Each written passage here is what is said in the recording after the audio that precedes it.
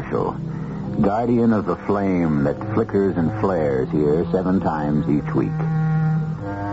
The incredibly sophisticated jet crashes. The absolutely safe luxury liner founders. The beautifully engineered bridge collapses. The reason can be picayune, almost paltry. The malfunction of a part that might cost all of 22 cents could destroy a machine worth millions. A simple but undetected mathematical error might insidiously multiply itself to a point where a magnificent structure suddenly becomes a heap of ruin and rubble. Or perhaps what we're talking about is beyond science. Our mystery drama, Fireball, was written especially for the Mystery Theater by Sam Dan and stars Kim Hunter. It is sponsored in part by Buick Motor Division. I'll be back shortly with Act One.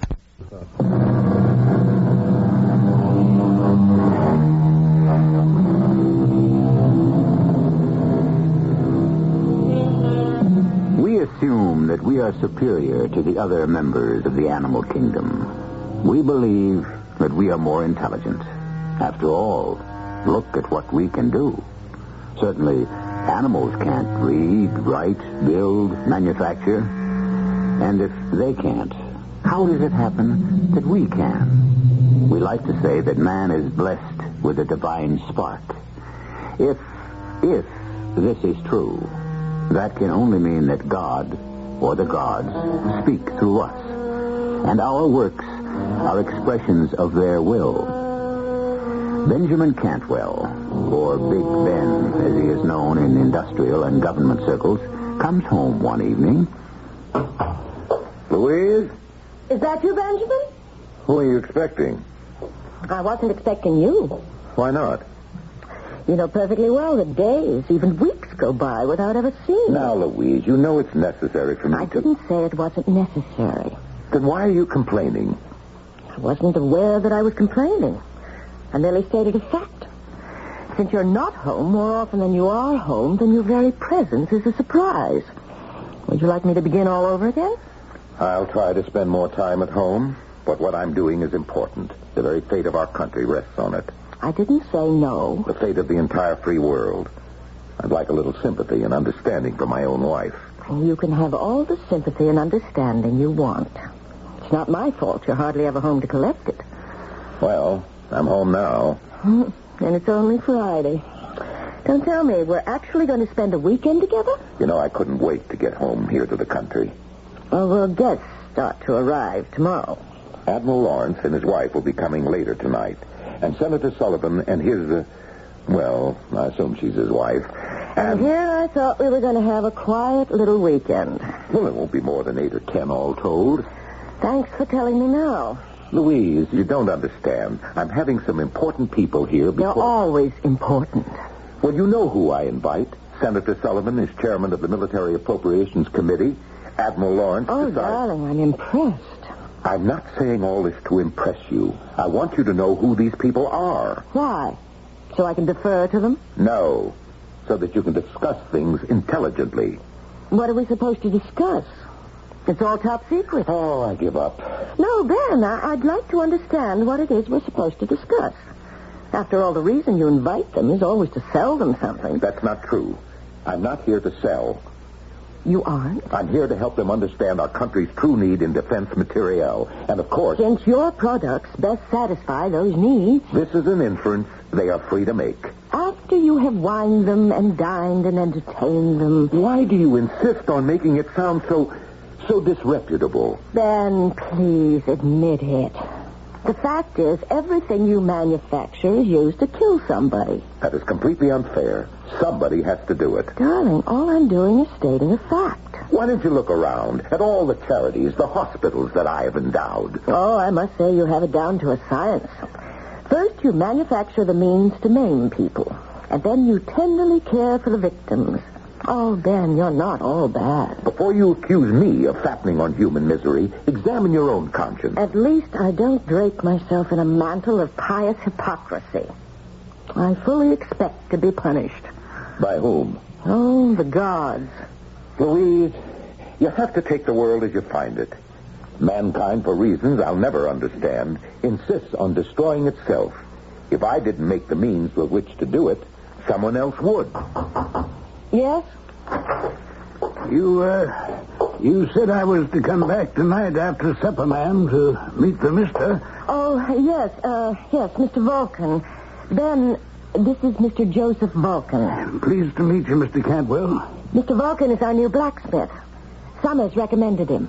Oh. And had you ever worked for Mr. Summers? No, sir. Dick Summers worked for me. Is that so? Well, you're a much younger man. Guess I'm older than I look. I taught Dick Summers the business. You taught old Dick Summers? Yep. And it was still a business in them days. Of course, motor cars had already been around a while and all them tractors. But there was still plenty of horses, like for deliveries in the town and work on the farm. But you look like such a young man. Well, these days there ain't much work. You can pick up some money getting connected with a racetrack or on a couple of estates like this one, where the rich folks have stables. Has my wife already discussed your pay and other arrangements? Yes, sir, Mr. Cantwell, and I find everything satisfactory. Very well. That'll be all. Thank you, Mr. Cantwell.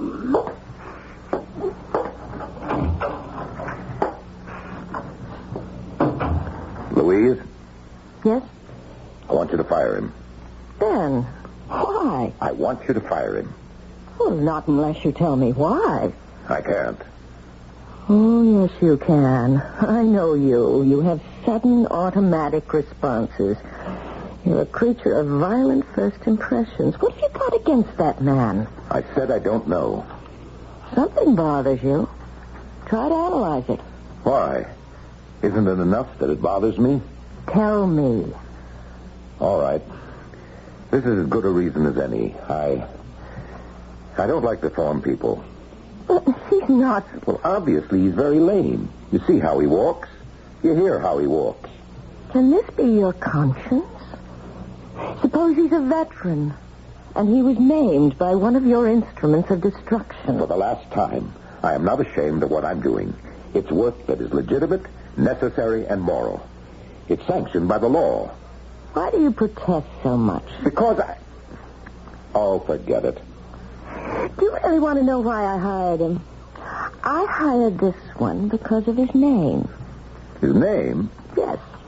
It was just too delicious to resist. His name is Vulcan. Vulcan? Vulcan was one of the ancient gods, the god of fire. He was actually a blacksmith. He made all the weapons for the other gods. Are you sure you're all right? I think he was married to Venus. Now, Louise, what kind of The marriage nonsense... didn't work. She was always cheating on him. All right. All right, you've had your little joke. Let him catch up with whatever shoeing he has to do, and then let him go. Good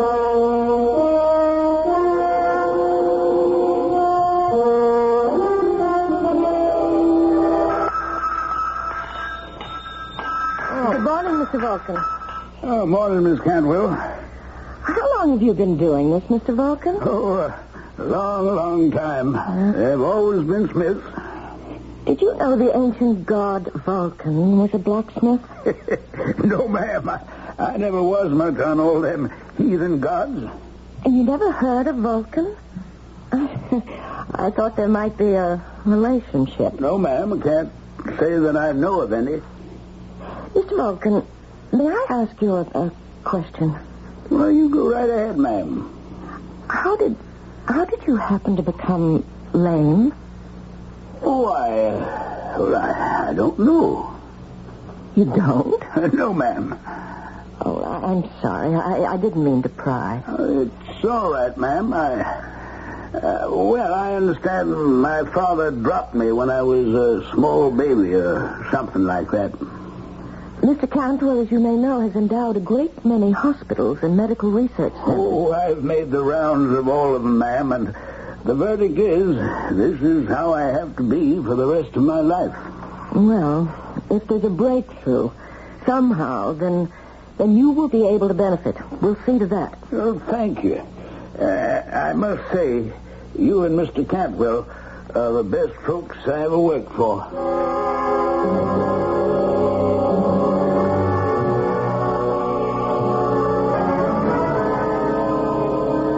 Did you fire that blacksmith? That, what's his name, Vulcan? Joe Vulcan? No. No, but I thought we agreed. We didn't agree. You merely suggested it. But he intrigues me. Why? I told you. He's a blacksmith named Vulcan. So was the ancient god, Vulcan. He's lame. So was the ancient god. Oh, please. Oh, this gets better. I asked him why he was lame. Do you know what he answered? How would I know? Oh, you really are touchy. He said when he was an infant, his father had dropped him. Oh, for crying out loud. You must listen to this. Vulcan's father, or at least his mother's husband, I'm trying to be delicate about this, was Jupiter. Oh, who cares? His mother gave birth to Vulcan, and Jupiter was so angry that he seized the child and hurled him from Olympus down to the earth below. And that's why Vulcan became lame. Do you see the similarities? What I don't see is what you're really driving at. Well, they say the ancient gods would, from time to time, visit the earth, disguised as mortals. Are you trying to tell me that this silly-looking oaf that is employed in our stables is actually an ancient Greek god called Vulcan? His Roman name was Vulcan. His Greek name was Hephaestus. All right. Quit trying to prove how smart you are. Just answer one question. If it's true, what is he doing here working for us, this god of yours? With very few exceptions. A visit from the gods usually meant a great deal of trouble for the people he called on. What kind of trouble? I just hope we never find out. The hard way. Coincidence. And what is Louise's rationale for saying that their latest employee is actually Vulcan, the ancient god of the blacksmiths? Well, you heard it. And it's all circumstantial evidence. And you know what the philosopher said about that, don't you? Some circumstantial evidence is very strong, like when you find a trout in the milk. What will we find in Act 2?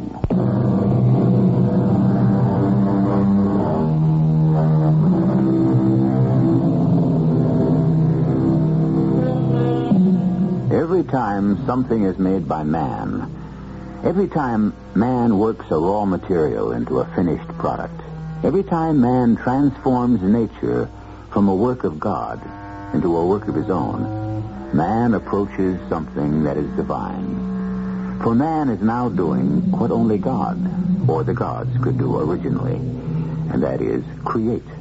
However, sometimes man being man, and nothing really more, lets all of this creativity get out of hand. I thought the weekend went rather well. Did you? And I must compliment you, Louise. You were a superb hostess. Tell me, did you sell the fireball? What did you say? I said, did you sell the fireball? Don't ever mention that word. Nowhere, to no one. It's top secret. Really? How did you find out? How did I find out? There were these papers lying on top of the dresser. Oh. Well, that's inexcusable. You have to read those papers somewhere. If I'm that absent-minded, it means I'd better not take papers home anymore. Besides, you talk in your sleep. Then I'll have to sleep alone. No sacrifice is too great to make for your country. Tell me, what did you learn about that weapon whose name you must never mention? That it's called unmentionable because you merely hang it in the sky over an enemy city and poof, the whole place is burned to cinders in minutes. Louise, you must never breathe a single... I suppose you're proud of yourself, aren't you? Louise, I will not get into this argument again. Would you rather other countries had it and we didn't? Oh, why don't we chuck the whole thing, Ben, and just enjoy life from now on? It's easy enough for you to say that, but I have responsibilities. You are now going to give me what I have classified as speech number 16B. Louise, listen to me. We have just developed the thing in the lab. If it's so hush-hush, and I know too much now, why tell me more? I have to tell someone. We can do it. We can make this thing, but we don't know why. What do you mean? You don't know why? We don't know why it should work. All we know is we can make it. So what's the problem? Well, there isn't any problem. Then why do you sound so upset? Because I feel maybe we shouldn't turn this thing out. This time we may have blundered into something that's more than just a discovery. This thing is part of the process of how matter itself was created. It's almost something beyond the capability of human understanding. Then drop it. Drop it? Yes. Put a stop to the project. Forget it ever existed. You're crazy. I'm crazy? Did you hear what you were just telling me? Well, sometimes I just have to talk. But you never spoke like that before. Maybe it's because I had a crazy dream. Aren't you the one who says you never dream? In the ordinary way, I don't. It's your fault. You have a dream, and it's my fault. Yes, because you've been filling my head with that nonsense. What nonsense? About Vulcan. What are you talking about? You know, Vulcan, the ancient god of fire. I see. I'm to blame. Well, aren't you? No. And I can prove it. When you saw Joe Vulcan, for the very first time, you instinctively reacted against him, before you even knew who he was. Well? Well, as some people, you dislike at sight. That's all. You didn't need me to be afraid of him. I'm not afraid of him. I just don't like him. And I insist that you fire him. Well, if that's how you feel about it, why don't you just go down to the stables and fire him yourself? All right, I will.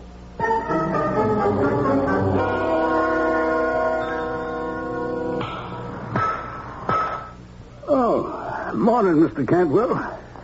Vulcan, I'm going to have to let you go. Yes, sir, Mr. Cantwell. When do you want me to leave? Well, I want you to finish up around here. Take 2 or 3 weeks.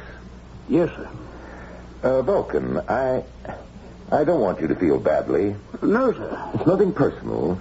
You can see that for yourself. We don't require a full-time blacksmith. That's true. And if you need references for your next job... I don't think there's going to be another job. Oh, don't say that. Good men are hard to find, especially in the kind of work you do. No, sir. I think I'll quit roaming all around the country. You may have done me a favor. A favor? Yes, sir. I don't spend nearly enough time with my wife. Oh. She's a beautiful woman. Really? I know what you're thinking. An ugly cuss like him, how do you ever get a beautiful woman to even look at him, much less marry him? Oh, I didn't mean to imply that. Oh, it's all right. I'm used to it. Funny. A lot of folks say that she steps out on me. You know what I mean? But even if it's true, it's my fault. What do you mean? Because I'm also being untrue to her. Oh? Oh, not in that way. But I'm still cheating on her. How? Well, I'm giving time and energy that you might say belongs to her, to my job. You see what I mean? A lot of fellas do that. And then they wonder why their wives find something else or someone else. Well, sir, if you don't want me on the place, I'll be going.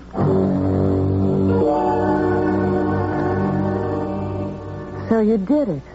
It's economically unfeasible to have a full-time blacksmith. The real reason you fired him is because you're afraid of him. Afraid? Louise, have you ever had a conversation with this man? Of course. I've spoken to him. I mean a sustained conversation. Well, This is the most frightened, timid milquetoast. He's quiet, I'll admit that. And you thought he was one of the ancient gods? I said it was possible. Never. They were men. I mean, beings of strength. He's so ineffectual. I'll tell you what would amuse you. He said, maybe being fired wouldn't be the worst thing. It would give him more time to spend with his wife. Why, isn't that a sensible statement? And it turns out he has a beautiful wife. Just like Vulcan. And maybe it would cure her from, as he put it, stepping out on him. Vulcan's wife was Venus. She certainly had her affairs. Maybe she still does. Who can say that these gods are dead? Or that they even existed. Dan, you can say what you like. I still believe he is the ancient god Vulcan. And that he chose to visit our house. Why? To get you to do something. Like what? I don't know. Then why didn't he come out with it? Maybe he did. Maybe you just didn't want to understand. If he's a god, why does he have to beat about the bush? Why not just hurl a thunderbolt or something? And say, do it my way, or else. Because a god wants things to happen, not by threats, but through enlightenment. The thunderbolts are only a last resort. What am I supposed to be enlightened about? I don't know. What's bothering you?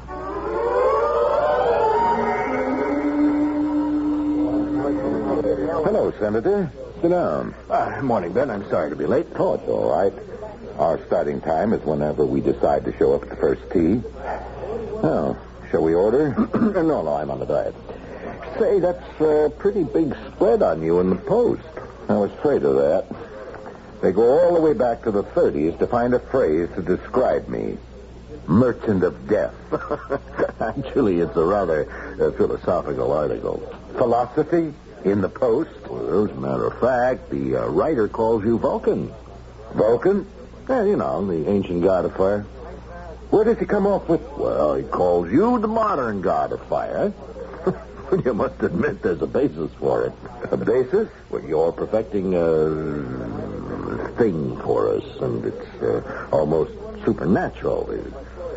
Is this Senator Sullivan talking? Oh, come on, Ben. Whatever happened to your sense of humor? I'm too busy to have one. They even write that you run the risk of being punished for hubris. You just lost me. Oh, well, the hubris is a kind of defiance of the gods. You know, by taking unto oneself one of their attributes, by challenging them in their own speciality. Is that a fact? Oh, yes. There was a girl named Arachne in ancient Greece. Now, she claimed she was the finest weaver in the world. This annoyed the goddess Athena no end. I can't believe this conversation. Well, you see, Athena held a distinction for herself. So, poor Arachne, for her hubris, was punished. Now, do you know how? I can't even begin to imagine. She was turned into a spider. Am I going to be turned into a spider, too? Well, you haven't annoyed Athena. Your problem is with Vulcan. Oh, I see. And since you've set yourself up as a master of fire, he just might decide to have at you that way. Need I tell you, I am terrified. Oh, and also on personal level, you may have affronted him. What did I do now? Now, he was married to the most beautiful of all women, Venus, and your wife... Oh, come on. She's a good-looking woman, but... No, don't say that. Louise is beautiful. You know what I think? You're trying to psych me. You have to have an edge, but it won't do any good, Senator. I'll still beat you on the course today.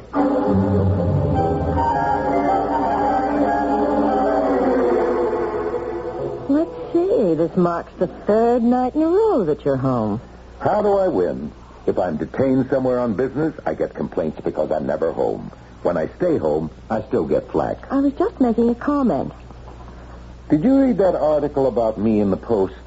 Oh, I didn't want to mention it because I know those things annoy you. I had my secretary clip it out for me, and I've got it right here. The vengeance of Vulcan. It's stated as a question. What annoys me is that they're factually inaccurate. Oh? You see, Vulcan, assuming there's a basis for this nonsense, Vulcan doesn't have a vengeful bone in his body. He was the kindliest of all the gods. He wasn't jealous of anyone. He didn't mind what anyone did to him or said about him. So, he wouldn't take vengeance on anyone. And how do you know all this? Because I did some research. Why? Why should you take time from your busy schedule? Because I have to set certain people straight. About what? You know, if this conversation were ever made public, both of us would be prime candidates for a sanitarium. Well, so, even if I did have the hubris to offend Vulcan, he wouldn't do anything about it anyway. Oh. Well. Now, do you feel better? Who says I'm feeling badly to begin with? Oh, I'll get it. No, I'm right here. Hey, guess who? Senator. Hello, Ben. I'd know your voice anywhere. Ben, I just called to let you know that you can expect to have clear sailing in the Senate committee tomorrow. That's great. Yes. Well, I thought you'd like to hear that. I certainly do appreciate it. Yeah, well, I'm glad. Goodbye, Ben. Goodbye. That's funny. What is? The senator. He called to tell me about the committee hearings. Well, doesn't he usually? Except this morning at the club. I told him I'd be out of town. Maybe he forgot. He hasn't forgotten anything since the day he was born. No. He thought I wouldn't be home tonight. And that's why he called.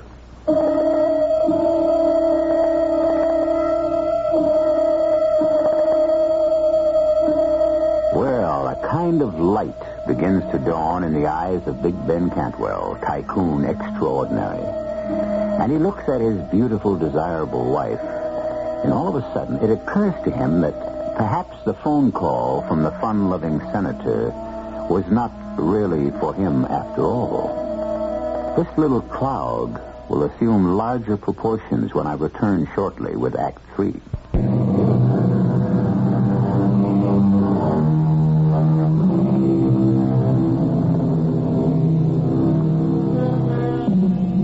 Are we playthings of the gods? Probably. How else can you explain the absolute madness of the world we live in? There was an ancient god named Vulcan, god of the forge and flame. And like his fellows, he likes to walk the earth. That is, according to legend. Well, don't laugh at legends. You can never tell when you might need one. It's quite possible Senator Sullivan wasn't calling me at all. Oh, really? He may have been calling you. Me? Whatever for? What reason does he have to call any woman? I wouldn't know. Louise, what is there between you and the senator? I consider that question an insult. Are you part of the senator's collection? Another scalp that hangs from his belt? Another notch on his gun? I'm afraid you'll have to remain forever in suspense. Is this why I get such favorable treatment from the committee? Now, you listen to me, Louise. You listen to me, Ben. For 15 years, we've been little more than strangers. That's not true. How often have we seen each other? I've been busy. And I've been busy, too. With what? With whom? I don't think that's your business. You're my wife, and I'm your husband. It's been a long time since we took those roles seriously. What is there between you and Senator Sullivan? Why don't you ask him? I will.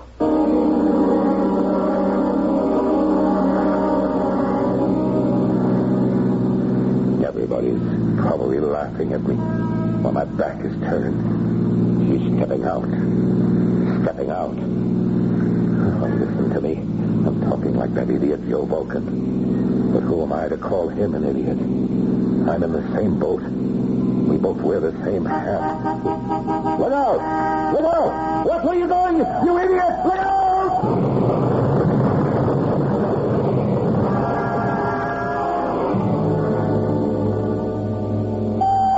It was a miracle, Louise. A miracle. You say he's all right, Dr. Corman. The car was totaled. All he has is a few scratches. Are you sure? Positive. Now come inside. See for yourself. Is it all right to see him? Come on, Louise. It was such a terrible crash, I can hardly believe. Ben? Hello, Louise, dear. How do you feel? Well, I'm all right, except I have this terrible pain in my legs. Dr. Corman, you said... Yeah, I know what he says. But I feel this pain. Now, Ben, we've examined you thoroughly. You know that. Yes, Doctor. There's absolutely no sign of any injury. No fracture, no sprains, no torn ligaments, no swelling. I understand, Doctor, but I have this pain. Doctor, are you sure? Not only am I sure, but every specialist we called in is also sure. I don't like to contradict anyone, but since it's my pain, I'm the only one who can really be sure.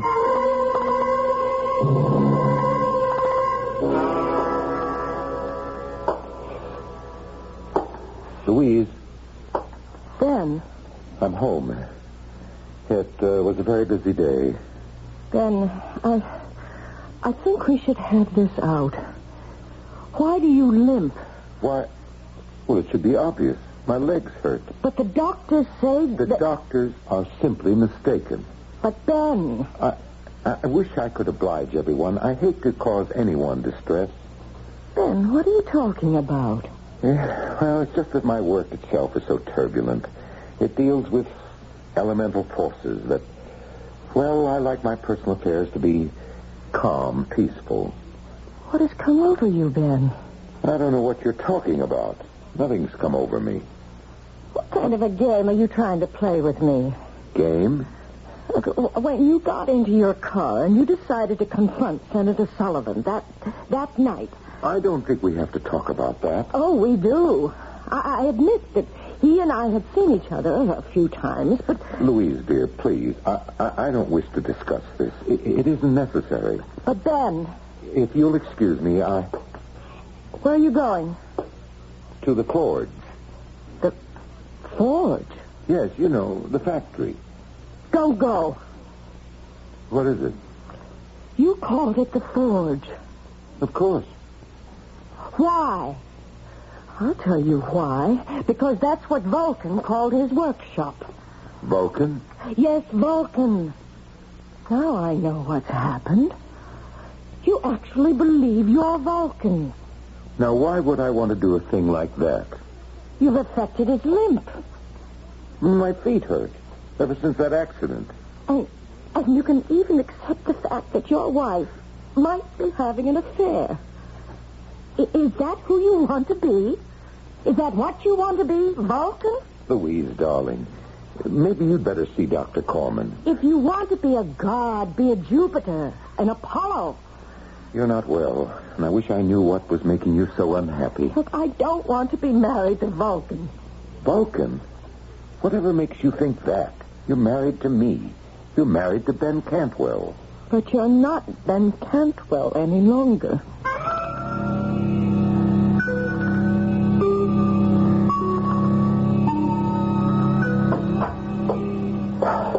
Well, I got here as quickly as I could, sir, but there was all this traffic. I'm sorry to spoil your holiday, Louis. No, that's all right. But I feel this is the day we can finish. Finish? Yes, Louis. Today, here, now. On Fireball, sir? Is everything set in the firing room? Yes, sir, but... But? What's the problem? Oh, I thought we'd agreed to abandon the project. Why? Because it was really beyond our capability, our human capability to control. The final formula, there is no known mathematics to express it. And furthermore, we can't even conceive the formula. We can't? Here, I'll start the computer. Yeah, see, all the known data has already been fed into it. And now, watch. You see, sir? Suddenly, the computer stops. Well, don't worry about it. Don't worry about it. Now, we're committed to deliver this weapon to the armed forces. But only if experimentally we could... We can. But I don't see how. Start to build up the temperatures in the firing room. What formulas are you... I don't need a formula. Do as I tell you, Louis. Look, I know you're a great one for intuition, sir, but this time... Do as I tell you, Louis.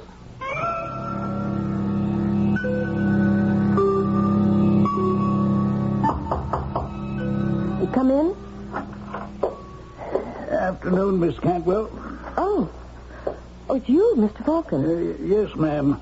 Mr. Cantwell said to take a couple of 3 weeks to get all the work done around the stables.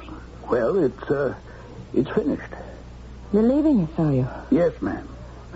Come to say goodbye. Well, good luck, Mr. Vulcan. I wish you the best. Thank you, ma'am. Same to you. Goodbye. Wait. Well, what is it, ma'am? Who are you? Well, I'm just Joe Vulcan. That's not true. You are the god, Vulcan. Who? That just ain't true. That's right. It's not true anymore. But it was true, and I can prove it.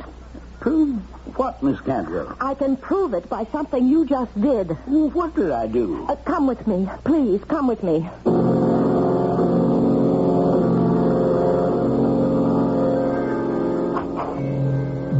Ben. Oh, Louise, dear. How did you get in here? I'm your wife, remember? And Mr. Vulcan. What? Here. It beats me, sir. She just dragged me here. Ready for firing, sir. Ben, listen to me. Destroy that machine, that device, whatever it is. Darling. Because if you don't, then you really become Vulcan. Then you really acquire his full powers. Is that how you want to live? Look at him. Louise, I'm very busy. You don't want to be Vulcan. You'll hate it. Immortality becomes a terrible burden after a while. The gods themselves grow tired of eternal life. That is why they walk the earth. To find someone who can lift the burden from them. And that someone becomes the god, don't you see? That's the true nature of immortality. What does that have to and do with... Vulcan has found you. He is giving you all his characteristics, his talent, his meekness. It's not too late. Give them back. Give what back? Don't finish the fireball. You yourself said that the final step of the formula was beyond human comprehension. But once you comprehend it, you will become more than human. Mr. Vulcan, you know I'm speaking the truth. Well, I'm sorry, ma'am. I don't know nothing of the kind. I said he gave you everything, Ben. Mr. Vulcan, please walk to the door. But why? Walk to the door, please. Stop. See, Ben? See? What do you want me to see? He doesn't limp anymore. His walk is normal. How do you account for that, Mr. Vulcan? Oh, I guess it's a miracle, huh? I said he gave you everything, Ben. He even gave you his limp. Ready for firing, sir. Throw on the A switch. The B switch. No, don't. You don't want to be Vulcan. Now, my dear. If you're to live like Vulcan, I'll have to live like Venus. I don't want that. Will you want me to flaunt other men in your face? The senator, the admiral, even your assistant here. Louise. I'll do it, because I won't be able to help myself. And you won't be able to stand it. You'll prowl the earth to find someone to take your place. Sir, if we don't fire now... Ready. Don't, Ben. Then you'll know too much. You'll become the god who knows too much. Vulcan. And that's why he limps and staggers. It's not the injury to his feet. It's the weight of knowledge he must carry. He knows more than any of them. He knows how to make and build. Oh, turn off that switch. Turn it off, Ben. You heard her, Louis. Turn off the switch. Ben.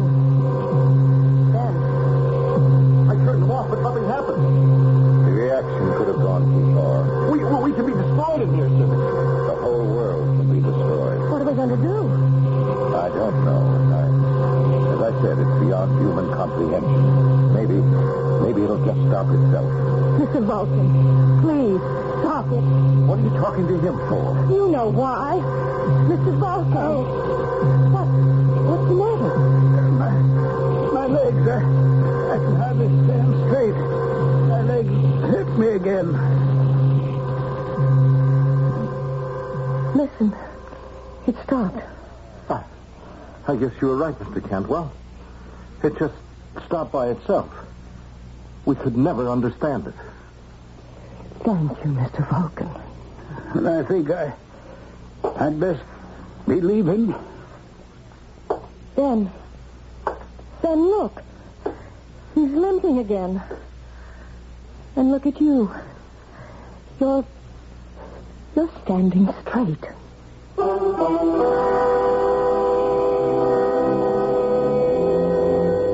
Take it any way you like. Chacun a son goût, as our friends in France would say. Do the gods walk the earth and look for their replacements? Is that what happened to Ben Cantwell? Or was it merely a psychological seizure? Think about it, and I shall return shortly.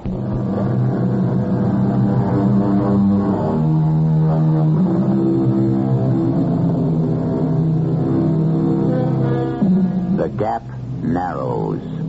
Our ancestors looked upon the gods as supernatural beings who knew everything. But now, we are starting to do what only the gods themselves could do. Little by little, we seem to be stripping the veil away from all the mysteries of life and death. And so, some say, the gap narrows. But is this also human frailty? Outward appearances to the contrary notwithstanding, is the gap really widening?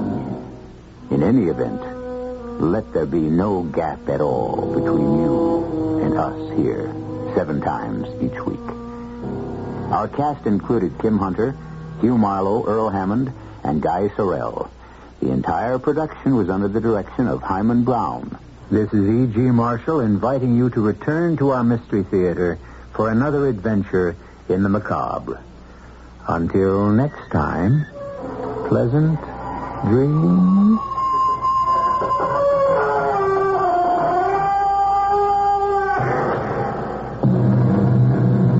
Tonight's Mystery Theater was also brought to you in part by ShopRite Supermarkets, where you get a lot more for a little less.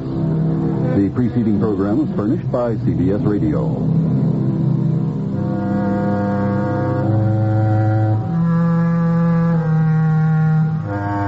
Your dial is set for news with John Scott reporting at 8 o'clock.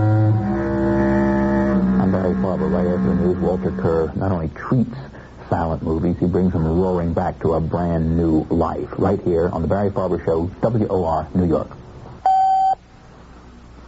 Democrats